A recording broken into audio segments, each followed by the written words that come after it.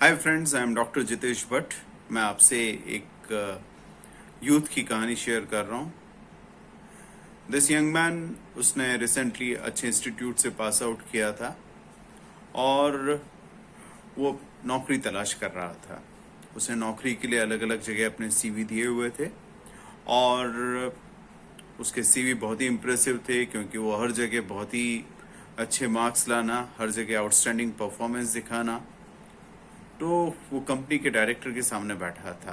तो कंपनी के डायरेक्टर ने उसका इंटरव्यू लिया, वो काफ़ी इम्प्रेस हुए।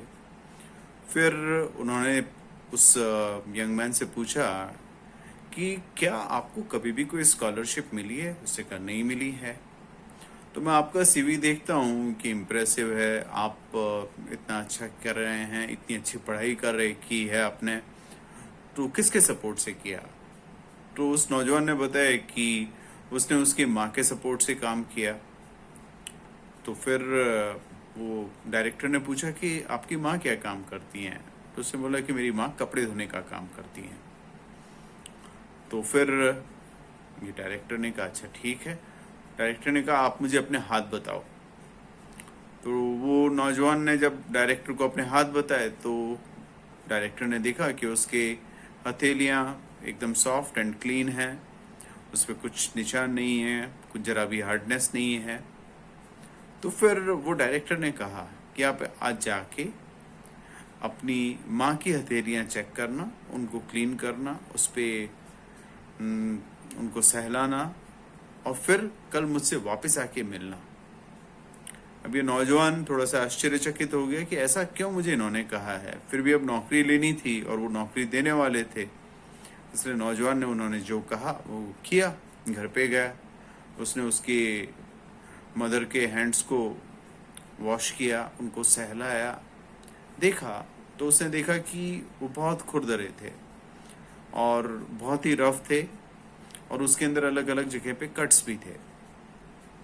फिर नौजवान को रियलाइज हुआ कि उसकी मदर उसके लिए कितना काम कर रही थी। तो उस दिन उसने पूरे माँ के काम में हाथ बटाया। उस दिन बोला उसने माँ को कि आप आज आराम करो, मैं काम करूँगा। और उससे पहले उसने ऐसा कभी भी नहीं किया था, क्योंकि उसकी माँ परफेक्टली सारा काम फिनिश कर देती थी, उसको कुछ ज़रूरत भी नहीं थी। तो फिर नेक्स्ट डे वापस डायरेक्टर के सामने जब ये नौजवान पहुंचता है तो डायरेक्टर ने पूछा कि आपने क्या देखा? तो नौजवान ने कहा कि मैंने माँ के हाथ देखे जिसके अंदर क्रैक्स थे और फिर मैंने माँ के सारे काम फिनिश किए। तो डायरेक्टर ने कहा कि आपने क्या चीज़ रियलाइज की?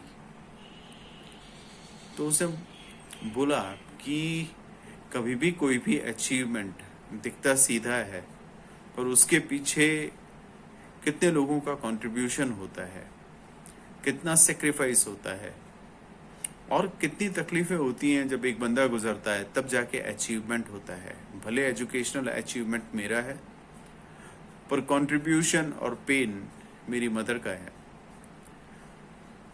तो डायरेक्टर ने पूछा कि तो क्या चीज़ रियलाइज़ करते हो?